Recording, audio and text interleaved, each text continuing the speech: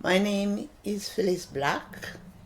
I'm from Jamaica, St. Anne's, and I came to England 1961, 1st of January. I lived in Gloucester when I came first. We all thought that within 3 years I would make a better life and would be heading back home, to expand. But within 3 years, we were worse off. If we could have gone back within that 3 years, we would have gone back because we were worse off. But we didn't even have the fear to go back, so we had to stay. We had to stay and we had to work. I tell you, my first job, it was £4.50, so £4 10 shillings per week. And if I work Saturday morning from 7:30 to 12, then I'd come home with £5 because I had to pay tax out of it. Good job. When I came here, I got married in 3 months' time because I came up here with the intention of getting married to our father. So he left me in Jamaica pregnant. So luckily we only have the one rent to pay, and it was weekly rent, £2 10 shillings. And then we joined a partner for £2. And that was our money now to send back home to Jamaica. When we get our partner job, we would have money to send back home to Jamaica. And then we make sure we pay our rent first, then we go buy food. Rent first, food next. Because if you don't pay your rent, you don't have a roof. So rent first, food next, or anything else come after. But we had a good community life with each other. We clicked to each other. We didn't have entertainment, so we entertained ourselves. And, we just make ourselves content and happy the best way we could. It was parcel. You would make a parcel and post it, and it was £22 is the weight of your parcel. If it's anything more than that, when you go to the post office, they would give it back to you. So you'd have to come back home, take out the extra weight and take it back to the post office. So if you want to send, it wouldn't be food, I think. It would be like clothes, and like us having the children, we make sure we send some nice little clothes for them and things like that. And then even when you send some money, it would be postal order. Postal order, I hope. Probably not. Probably not. They don't have postal order anymore. That's why I asked if he knows it. Yeah, so it would be, you go to the post office and you buy a £5 postal order, because most times that was £5 going on. And then you put it in envelopes with your little letter and you post it home. And that was how it goes. So you have to save that, and sometimes by the time you pay your rent and do all that, you are through the drawer searching to find a few coppers to take yourself back to work because there wasn't any money left. Well, my reasons are coming to the UK, and I should say maybe a lot of us, our reasons were, we were brought up that England was the motherland and inviting people to come, and all my friends were going. So it was sort of a excitement and not excitement, because I'm excited to go, but I'm not too excited to leave my baby. But then we decided, because it was going to be just 3 years, and I spent 30. Well, I leave my daughter here. She was the only child, and I have one more daughter, and she's now living in America. She's got 2 children, a girl and a boy. And to just wind it off as a family, my parents have 2 of us, a girl and a boy. And my brother have 2 boys, and I have 2 girls. My name is Evadney Campbell, formerly Evadney Black, of course. And I'm from Jamaica. I was born in Jamaica. And I came here in August 1971. It's actually really interesting hearing her saying she got here 1st of January, because that's before I was 1. No, I cannot recall when my mom left. I was listening. It's actually really interesting for me because this is the first time I realized she left in January. And my birthday is in January, so I was less than a year old when she left, so naturally I can't remember. I always knew that my parents, my mum and dad, were in England. I don't think that it was anything that was really discussed. It was because I think it was such a natural thing for lots of children in Jamaica. Their parents were, and at that time, primarily England. Now it would be America or Canada. But at that time, a lot of the children's parents were in England. So for me, I don't remember anyone physically sitting down and discussing it. But I grew up knowing that they lived in England. And I always knew that my mom left when I was very young. But I can't say that there are any recollections at all, obviously, about her leaving. I was left with my grandparents, my mom's mom and dad. So to all intents and purposes, I lost my grandmother in 2020. She was over 104. And they were, to all intents and purposes, my parents, because my formative years were with them. You know, it's this kind of almost a fictitious, you've got your mother and fathers in England, but these are the two people that you're relating to. And I always knew, obviously, that they were my grandparents. So I think as I've got older, I've become much more conscious of this concept of being raised by someone else. But it was a natural process. I wasn't the only one. It was the norm for a lot of us as children to have parents abroad and being raised by another relative. In my case, it was my grandparents, and as I was the first and only grandchild, I was actually quite spoiled. So for me, it was not an issue at all. You looked forward to parcels because definitely Christmas, Easter, those special occasions, there would be a parcel coming. And, you know, and for me as a child, I knew there would be new clothes in it. And you might get a doll, the shoes, new shoes. And I saw somebody posted it recently saying, look what I've just received from Jamaica, and what it was. Because when you're a child and your parent says, I need to send you shoes, what size? Your grandparents would make you stand on a cardboard and they mark around your foot to get the size of your feet to send that piece of paper so that they could see this is this is the size of her feet for the shoes. And so you knew you were getting a new shoes, and you'd be getting, and in my case, because I was very lucky because my grandmother was also a seamstress, and she, I mean, up until she died, anyone who knows you will tell you, you will not find anyone better dressed than her. She was meticulous about clothes.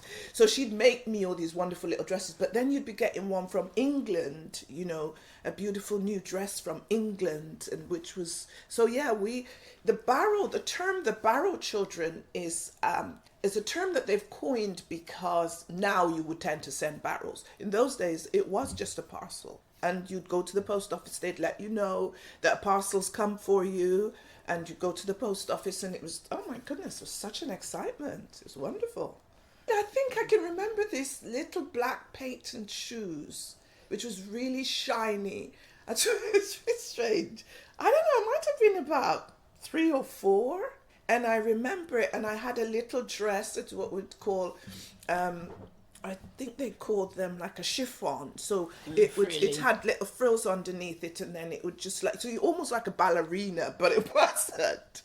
And that was, you know, you always had for the special occasion. So you had new clothes to wear to church, and then everybody knew it came from England because it was different. They used to have these like a panties. Oh, I love those. I never forget those. Mm. And I used to have some. You had these little knickers, and they had like little frills on the back of them. And so those were only little kids, you know, like 3 and that. And I always remember people used to, when I'd go to church, they'd want to, because they'd know my mum was in England, and they'd lift up your clothes so they could see these. Your little face, yeah. They'd lift up your clothes so they could see the pretty panties that your mum had sent from England. So, yeah. Those days had to be letters, so, you know, it takes a while before we, you know, but it used to be letters, you know, we write letters back and forward. There wasn't any such thing as telephone or so forth. We didn't even have television, so you must just imagine. But leaving her with my parents wasn't anything new to person, because grandparents always want to take their first grandchild. So even if I was there, she would be more theirs than mine. And while I was here, you make sure you find yourself a job. I left there as a dressmaker, so when I came here, I started working in it. Manufacturing, shirt manufacturing, and then I moved on to doing uniforms. So, and I worked there for quite a few years. And during my years, I used to go back and forward to visit, so she knew she had not just hear about our parents, she had parents who cares. And parcels, it wasn't barrels those time, it was parcels going, with nice little dresses and so forth. She was 11 when she... It's 11. And my parents didn't want her to come. They didn't want her to come. And some way I was crying because I was taking her away from them. But I wanted her with me. As they are getting older, I'd rather have her. But it was a pull as well, Luckily enough, and, as the years go by, we were able to take them back to visit, and my parents could come and visit, so it wasn't... Joining my parents, you thought it was quite exciting, the idea, my first time on an airplane. But I have to say, it took me a long time to settle. When I first came, the way that we lived in this country was so different. In Jamaica, you live outside a lot. You get up in the morning and that's it. You're not back in the house. You're outside, you're playing, you have the sunshine. When I came to England, my parents lived in flats, like It was and this concept that I always remember, and it's quite strange, is having to ask your parents, can I go out to play? It was just nonsensical to me. I didn't understand it, because in Jamaica you opened the door and you weren't in the house for the rest of the day. So this idea of asking, can I go outside, was just, so it took me, and it was cold. Although I came in the summer, because I came in August, so it was effectively the summer. For me, coming from Jamaica, it was still cold. I still felt that it was cold. And the strange thing, as Mom said, I knew her because my mom had been visiting, and I had a little sister by then, and she'd been coming, so I kind of knew them, but I'd never met my dad. So this idea at 11 of meeting this person who you then are supposed to call dad, it was just really strange. And I remember I used to always make my sister ask him things if I needed to ask anything, because I felt strange saying dad because I didn't know him. So I'd make my sister ask if I needed to ask my dad anything. So it took me a while, and I obviously missed my grandparents dreadfully. I found it really difficult. But I started a new school in the September, and I was very fortunate that at that school, it was a really mixed school. And I made friends. I don't ever remember a period in school where I felt lonely or I didn't feel like I fitted in. I made friends immediately, so that was never an issue for me. But yeah, it did take a long time to settle when I first came to England. Well, because, like you said, I used to go back and forward. It wasn't any way strange, we bonded together. And I was really happy to have her, in spite of the fact my mind was almost bleeding to know that she wasn't with her grandparents, and they cried, and, but we just bond. And she was the eldest. She was 5 years older than Jackie. Mm-hmm. Yeah, and, but she knew Jackie because I had taken her home, visit home with her. We tried to stay. I can say I may have said we were fortunate that we could travel back and forward, because a lot of us that left Jamaica wasn't that fortunate to keep going back and forward. Some of them been here for years without even going back to see. But when I came first, if I didn't just have a one-way ticket, I would have gone back. Oh, it was cold, it was unfriendly, oh dear God.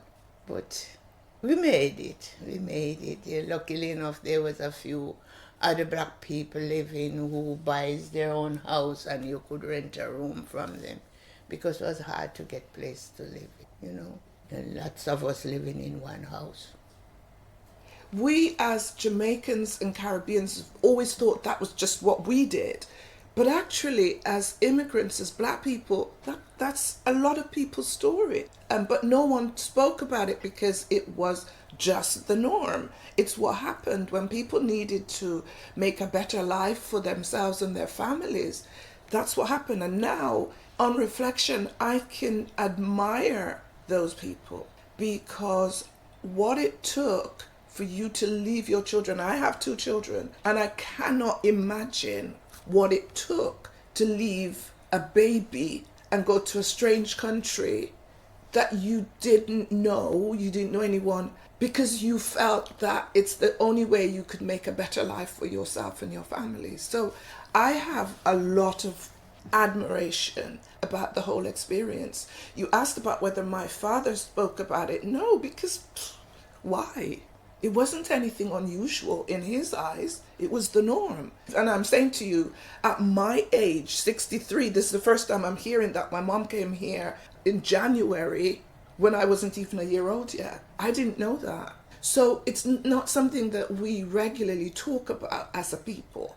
And documenting our history is such an important thing for us to do.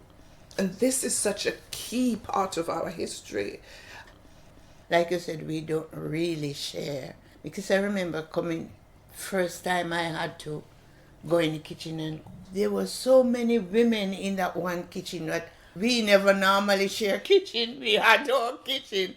And there was 5 of us as women cooking in that one kitchen. I was confused because I've never used share kitchen before. But I get used to it. We have to. There was no choice. We had to. Yes, you would, because you wish you had. Yeah, you know, wish the other one was with you. It's like almost as if it's not fair that you know, you have this one here with both parents and the other one is left so far away. It's not like you could get into a vehicle and go and visit. And you cried in your pillow sometimes. You may not tell anybody, but you do. It even brings tears to my eyes now trying to think about things like that. You know, I don't really would be able to say that because looking back, living in Jamaica now and see the way children are educated, I can't say that it was any more different from it. Well, it wouldn't have been anyway, because at that time we were British subject. All what we did in Jamaica was like what they're doing here. They were the same teaching and so forth. But children were more polite, or I can't put it into words what I want to say. But I don't know, because you were doing quite well in Jamaica when you came up here, she was well advanced to the children at our own age. And I don't know whether I need to say that, so you can cut it out if I said it. But she was more advanced than the children in the school that they sent her to.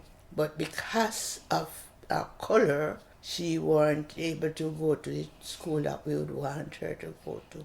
But she was well qualified to go. I'm so glad you said that, because that's what I was waiting to come in and say, because the education system was different. I came here much, much brighter than a lot of children my own age group was. But it was racism. I'll call it what it is.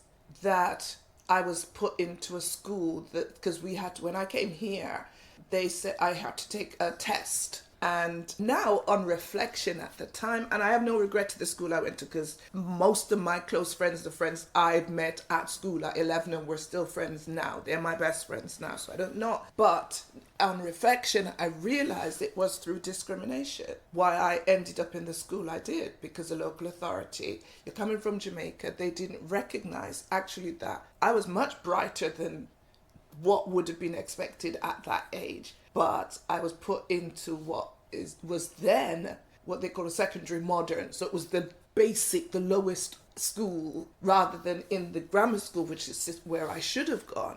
And it was purely down to discrimination because I wasn't educated here. That's a definite. In terms of where we've gone on, and you asked about the education system and success between my sister and I, no, that hasn't, the fact that I came from Jamaica and was educated in Jamaica hasn't affected that. But that I think primarily is down to me as an individual. I remember our school, no one talked about university. It just was not expected. Nobody expected you to go to university. I didn't even know what you needed to do to get to university. So most of what I have achieved academically and professionally has been through my own determination as opposed to what was expected of me. And I suppose academically I'm probably more advanced than my sister, because my sister didn't go on to do a degree, which I did. She didn't go on to do a postgraduate degree like I did. And that's why I talk to young people a lot now, and I really encourage them in saying that it doesn't matter what other people tell you or where they put you, you can achieve if you're determined enough to achieve, irrespective of what they tell you you can or can't achieve. No one in our school, and I'm so pleased with a lot of my friends, have all succeeded and have had huge professional jobs, not because of the school we went to, but because of us as individuals. And I'm still quite angry that there are a lot of the discrimination that I faced are still being faced by young people today through the education system because of the colour of our skin. Yeah, in answer to your question, I think we've both worked out well, but that's more in to do with our upbringing and the encouragement for us to go for the best as opposed to anything else. I talked to my sister recently about how she felt when I first came here, and she said she was really excited of having a big sister. For her, she was really looking forward to it. I don't think I resented her, but I always felt that her being born here made her different and made her, and I'm sure my parents wouldn't have said it, and it's actually quite strange because you're born and brought up in outside of your family, and she's born and brought up here by, like Mum said, by her mum and dad. And I must admit, at the time I thought, well, that makes her the favourite because she's born here. But I don't actually remember resenting her for it. She was young. She was only 7 when I came. So I don't remember any real feelings of resentment, but I always thought that she was different and probably more of a favourite and a special than I was. I don't know that my parents did anything openly for me to see that, but that was how I felt. Yeah. But it's funny you should say that, because she used to think, she always said you were the favourite. So they were both, and I used to say to her, neither of you is the favourite. At those times, we couldn't afford to buy a lot of things. If I goes to town and I buys one pair of socks, I would hide that pair of socks until I buy another pair of socks. So they both could have a pair of socks. I wouldn't give one a sock and not the other. So I keep the one hidden until I buy the other pair, and they both would have the pair of socks, just to make sure that they don't think one is having something and the other one wasn't having something. But yet, in her older age, she used to say that she's a favourite. We call her Juliet, so she would say, Juliet is a favourite. But I said she's not the favourite, but sometimes I might talk about her because what she does is not what you do, but it's not because there is a favourite. I said, if I'm talking to her, I'd be talking about what you do, so. As we've grown older, my relationship with my sister has been much closer as we've got older. I left home quite young, and when we were speaking to my sister about that, she said, and I didn't think about it, but she was really hurt because she thought that I left her. Sorry. It's really quite strange because I never thought about how she would have felt. But she actually thought she was so excited about having a big sister, and that I wasn't there for her. So as we've got older, we've got closer. I think my relationship with my dad has always been a little bit fraught, but I think it's because we're actually quite alike. So it's really quite funny. My mum and I have always been close, but I think my dad and I were really, because now that I think about it, we were too alike. So we were always clashing over something. With my dad, say for instance, as I'd got older, if I wanted something, Mum would say, ask your dad. And I'd be like, oh, Jesus, here we go. But he'd always give me, but we always have to argue first. Whatever I asked him for, my dad, I never can say he wouldn't do it. But we always have to argue first. And even my daughter, if you ask my daughter that, she'll say she and my dad were really close. But she knows my dad and I would always be at loggerheads. And it is, I think, now that I think about it, is that we actually, personality-wise, we were very close. Yeah. We were alike. So we clashed. Even if you quarrel. Yeah, but he would always, when I went to Jamaica, when they moved back to Jamaica, I remember one day he took me to the car insurance company to put me on the car insurance.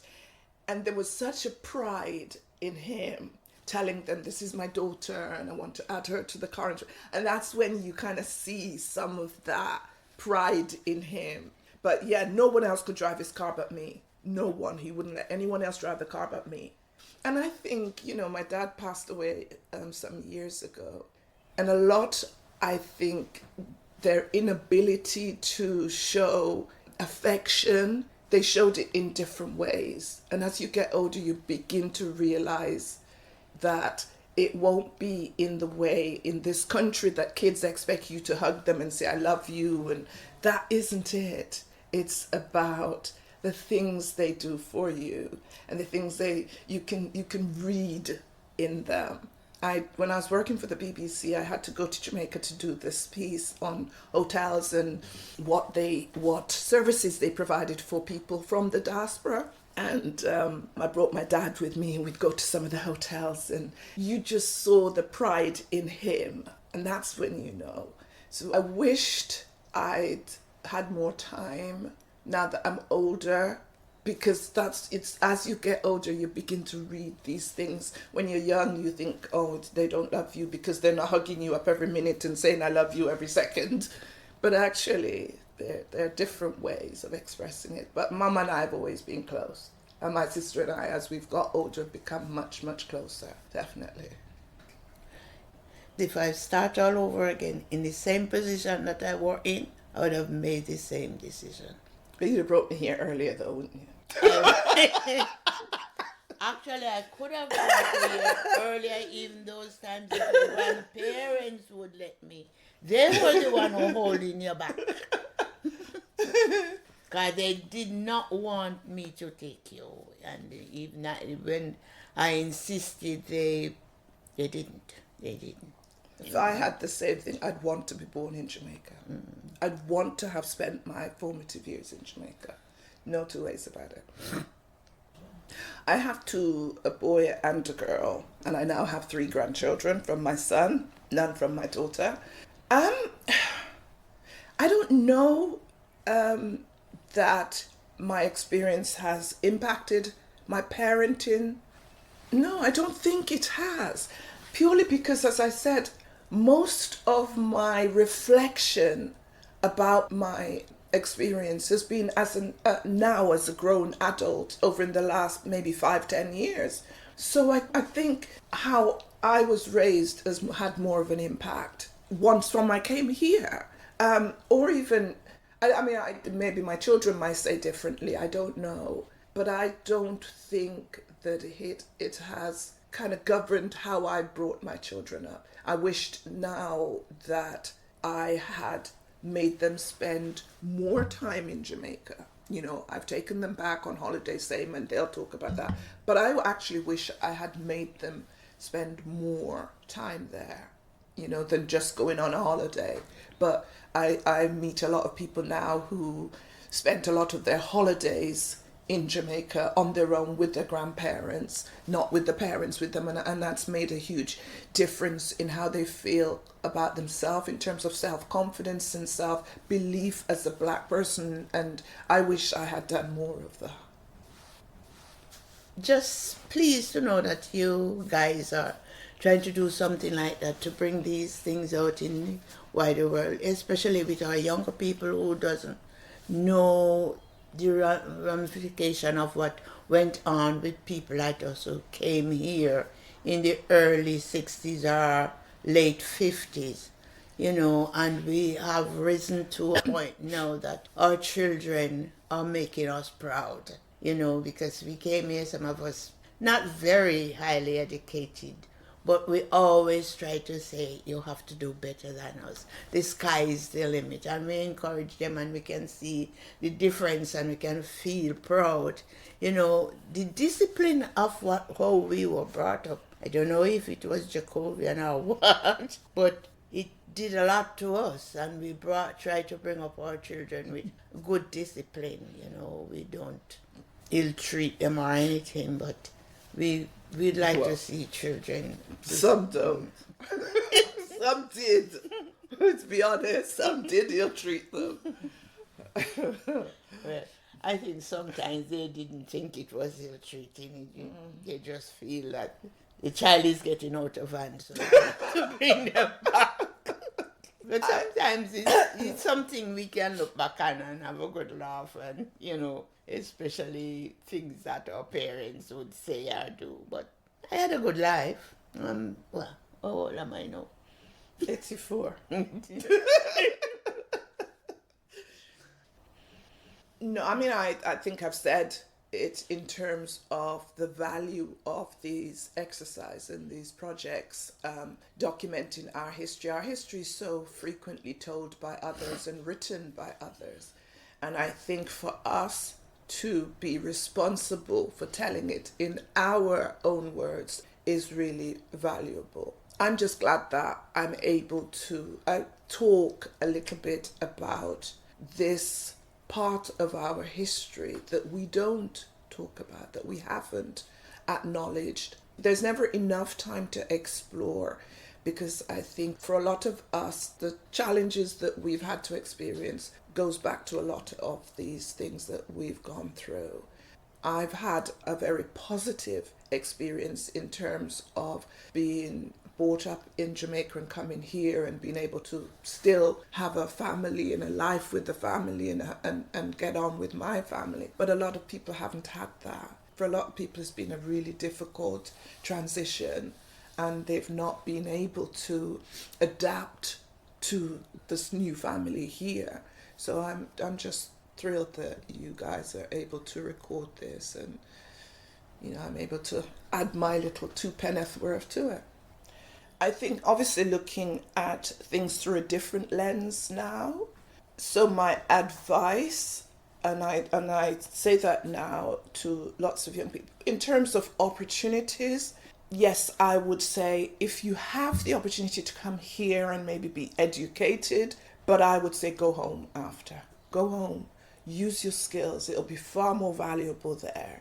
A lot of us get to the point now where we become frustrated at the lack of progress or the slow progress for us, despite how educated we are, despite how experienced we are. The progress for us in this country is slow. And a lot of that, I think is a direct result of systemic racism. If you go back to your country or wherever your family are from, whilst there are discrimination based on lots of things, there are lots of other forms of discrimination that you might face in Jamaica, for instance. Colorism is a big issue in Jamaica. Classism is a big issue in Jamaica. A lot of those come from colonialism, from what they have learned. But I still think you have more of an opportunity to succeed in those countries on a fairer basis than you have in this country. So, and to be fair, I think I mentioned it briefly earlier on, a lot of young people in Jamaica now don't look to England. They're not coming to England. They're not. They'll go to America, they'll go to Canada, and no one is looking at you as anything special if you're coming to England now. People are very jaded about what opportunities they can find in England. So I still feel, for me, I am still grateful that I've had both. My grounding in Jamaica, which gives me a confidence in who I am that I wouldn't have got had all I have is being in this country.